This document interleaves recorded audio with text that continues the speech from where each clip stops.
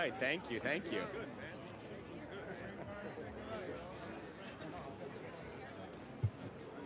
Ready? Okay, good morning. Good morning, everyone. Good morning. Thank you so much for joining us today. I'm Dan Gorodnick, Director of the Department of City Planning. I want to acknowledge some of the administration officials who have joined us today. I will introduce the mayor, of course, in a moment, but we have Maria Torres Springer, Deputy Mayor for Housing, Economic Development, and Workforce. Kevin Kim, Commissioner of the New York City Department of Small Business Services. Thank you, Commissioner. Jeff Garcia, Executive Director of the Office of Nightlife. A popular one. We have BJ Jones, Executive Director of New York. Andrew Kimball, President and CEO of the New York City Economic Development Corporation. And Rob Holbrook, the Executive Director of Get Stuff Built. Let's give them a big round. So we are here today because the City Council, in a couple hours, is going to hold a hearing on an important proposal, City of Yes for Economic Opportunity. And we're joined today by advocates from across the city who have come out in support. We have support from the 5 boroughs, chambers of commerce, and business improvement districts, from planning and smart growth groups, from dance and nightlife advocates who are making our morning a little more exciting, from science, life science researchers and industrial services providers, and many, many more. As you may know, many of our zoning rules that govern business and manufacturing have been in place since 1961. They are laughably outdated, and they are holding back our city.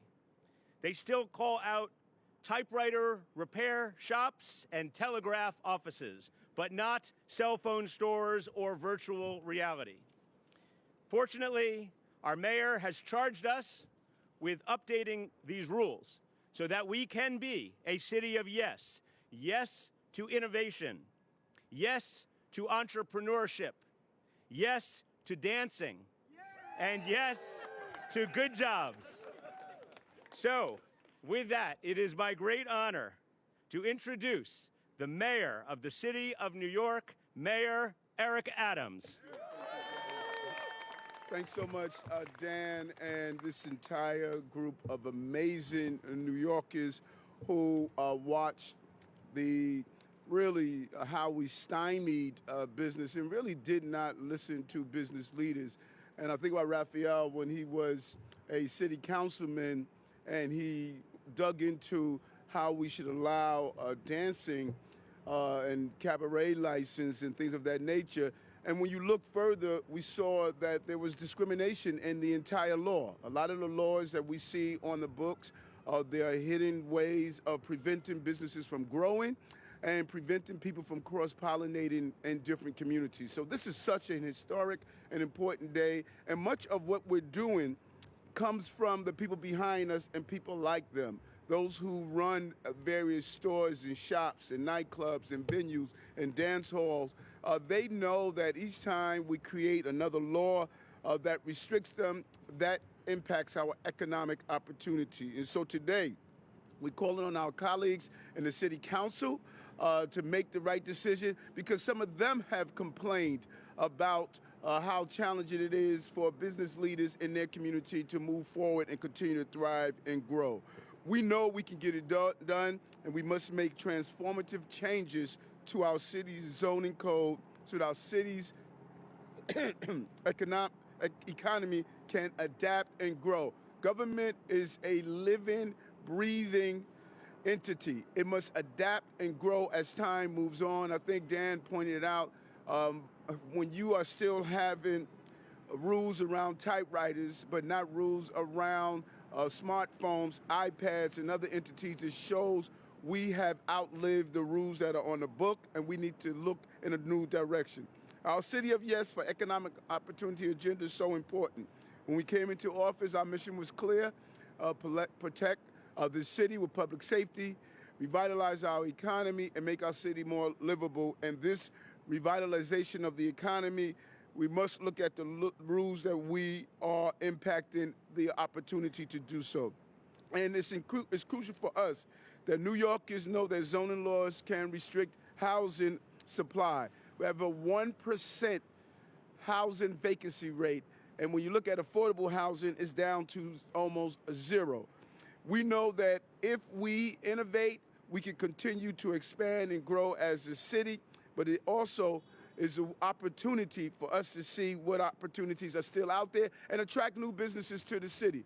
Far too often when I speak with my colleagues across the country, I hear how people state it is too challenging, too difficult to do business in New York City. We're the empire state. We're not the state that destroys empires, so we need to get back in the business of building empires. That small dance hall should turn into a chain of dance halls. That small computer store should turn into a chain of computer stores. We should become a magnet for new ideas and new business, and that is the City of Yes for Economic Opportunity Plan is about. A set of 18 zoning changes that would update decades-old zoning codes. It will modernize regulations in an effort to support new business and create jobs. And it will help revitalize commercial corridors, fill vacant storefronts, and boost our economic recovery across the board. We said too many vacant storefronts that could be used differently and more successfully if it's given the opportunity to do so. The City of Yes for Economic Opportunity initiatives includes plans to foster mixed-use neighborhoods with more kinds of businesses in more kinds of places, and will update zoning laws that prevent certain kinds of businesses in specific neighborhoods. For example, arbitrary rules that ban hardware stores or repair shops on Madison Avenue, like people on Madison Avenue don't need a screwdriver or a repair shop. We need to allow the business to grow where the demand is located. Or the rules that allow some bars to have music and DJs, but not dancing. There's some people that won't go on a date with you. They don't see how well you can dance. Let's allow people to dance. I say this to New York City nightlife, capital of the world. It's a city that never sleeps. And let the people dance, let the people enjoy themselves. Let's allow businesses to grow. We also want to make more space available for small-scale, clean manufacturing, including designers, retailers, artists, craftspeople, and makers of all kinds. We know that changing zoning rules will help us build our way out of the business crisis and support the green energy revolution that we're all experiencing. But we know it can help us build the economy of the future as well. That is our goal. How do we move our city forward with a 20th century mindset and not stay in the past? This is why we are becoming a city of yes. We need to say yes to the future, yes to more housing, yes to more business, and yes to a future of innovation and opportunity. So today, let me say to you all, we want to say yes over and over again and continue to watch our city grow and thrive. Thank you very much, City of Yes.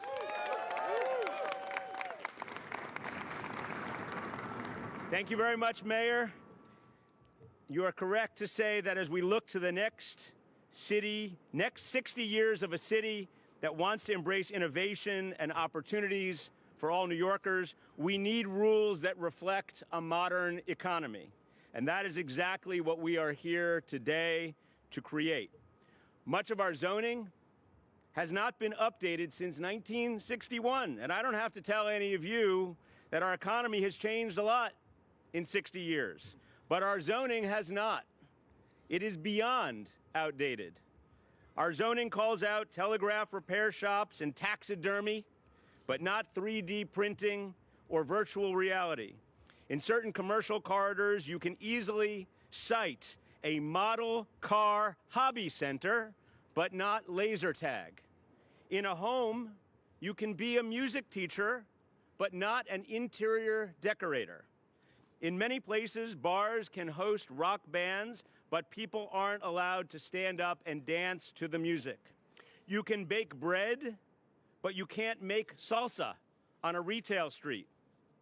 What's happening is that outdated zoning is driving retail vacancies and holding back our neighborhood commercial corridors. New Yorkers are tired of walking past empty storefronts, and it is a bad look when the city's own rules are preventing us from filling them. As we come out of the pandemic, with changes in the way New Yorkers are living and working, it is clearer than ever that we need an update. If you aren't bothering anyone, zoning should not tell you what kind of job you can do in your own home, or whether you can stand up and dance to music at a restaurant. Unfortunately, there are too many examples just like this, and we need to take action. And today, we have a chance to fix this. That's why we have been joined today by an amazing group in support of City of Yes for economic opportunity. We have supporters here from chambers of commerce, from bids, freelancers, civics, small businesses, industrial service providers, urban agriculture entrepreneurs, and people who like to dance. We're all out here today to say yes to making it easier for small businesses to open and grow and helping reduce storefront vacancies. Yes to the largest expansion of space available for clean manufacturing in over 60 years. Yes to making it easier for life sciences hubs to grow and expand. And yes to supporting entrepreneurs and freelancers. And speaking of freelancers, I am so happy to introduce our next speaker today, a great leader for New Yorkers and my old friend and city council colleague, the executive director of the Freelancers Union, Rafael Espinal. Welcome. Thank you, thank you. Good morning, everyone. Before I start any remarks, I really just want to be clear in giving my thanks to the mayor for all of the work he has been doing and getting this proposal pushed forward. This is the most exciting zoning proposal I've seen in my time as a New Yorker, because not only are we supporting businesses or freelancers, we're going to change the culture of New York City in a positive way that's going to really benefit all New Yorkers and those who want to be here as well. I also want to thank the Commissioner Garanik, who has been on the ground across the city, bringing his team out, ensuring that New Yorkers know the importance of this landmark rezoning proposal. And we're looking forward to continue working together and ensuring the City Council pushes this forward and votes yes on the floor. Good morning. I'm Rafael Espinal, the Executive Director of Freelancers Union and a champion for the over 1.3 million independent workers who call this vibrant city home. Today, we're gathered under the banner of opportunity as the City of Yes initiative promises a future where our city's blueprint matches the ambition of its people. The pandemic wasn't just a pause, it was a pivot. Now more than ever, New Yorkers are embracing the freelance life and opening small businesses. But for too long, our zoning laws have been relics of a bygone era, shackling the true potential of our city's entrepreneurial spirit.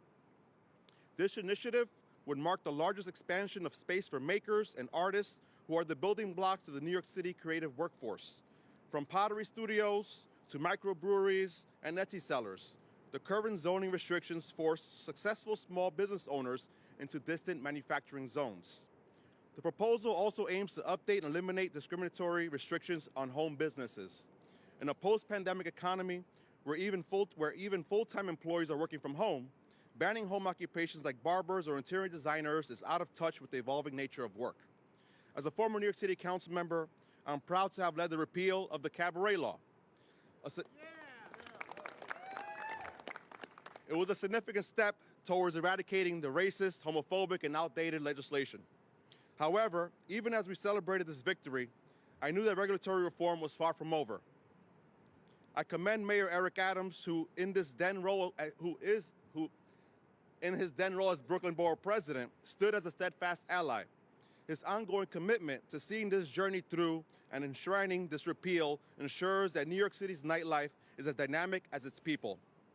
The establishment of the Office of Nightlife was also a landmark achievement and will be instrumental in ensuring that as we loosen these regulations, we do so responsibly, safeguarding the vibrancy of our city's cultural scene while opening up new avenues for economic growth. I want to thank Mayor Adams, Commissioner Goranik, and the Department of City Planning. Your vision for a City of Yes doesn't just open doors, it builds new ones. Thank you, Dan. City of Yes creates a path for freelancers and small businesses, showing us that yes, we can thrive here. Yes, we can innovate. And yes, we can build a city that dances to the beat of progress. Thank you all.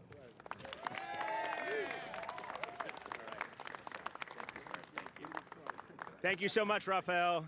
It is always great to see you back here at City Hall. Up next, we have a great leader for creative New Yorkers like the ones we have with us today. A leader who has been leading the charge for many years to let New Yorkers celebrate and express themselves freely. Please join me in welcoming the leader of Dance Parade, Greg Miller.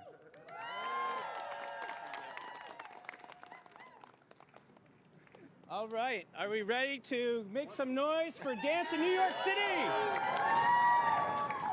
I'm Greg Miller, Executive Director of the nonprofit that produces Dance Parade, and we coordinate legalizedance.org.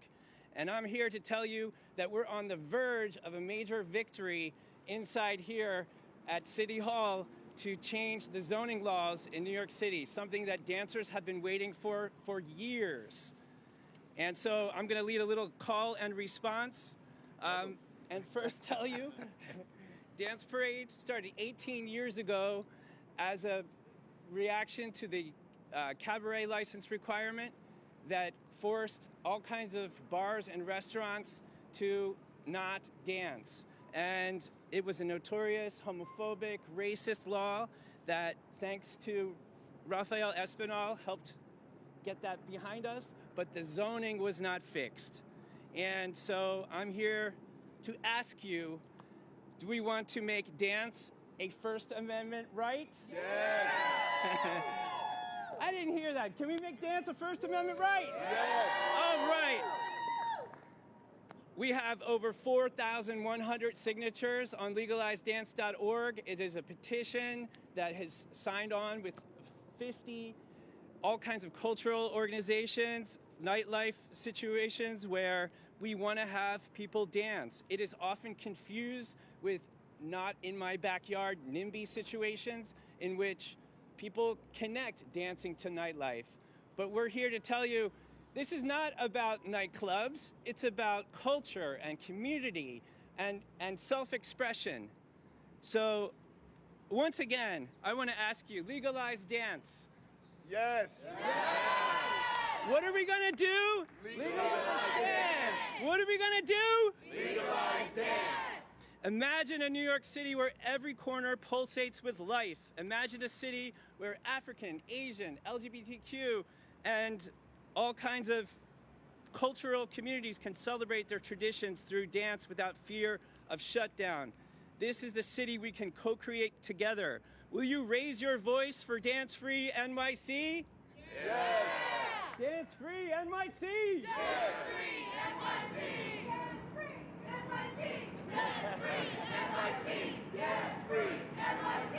On May 18th, Dance Parade will take to the streets to celebrate Dance NYC, and we're going to tell City Council that it's not just a slogan, it's a movement. And we need your help. Please go to legalizedance.org, sign the petition. We owe a huge debt of gratitude to Mayor Eric Adams for his campaign pledge to fix zoning. Yeah, let's go! Dan Gorodnick to get us to this point, Department of City Planning, City Planning Commission, and we are going to do this, right? Yeah! One more time. Dance Free NYC! Dance Free NYC! Thank you. Thank you very much. Thank you, Greg. And so before we close, I just want to remind everybody that the hearing before the City Council, it starts at 10:30 upstairs in the council chambers.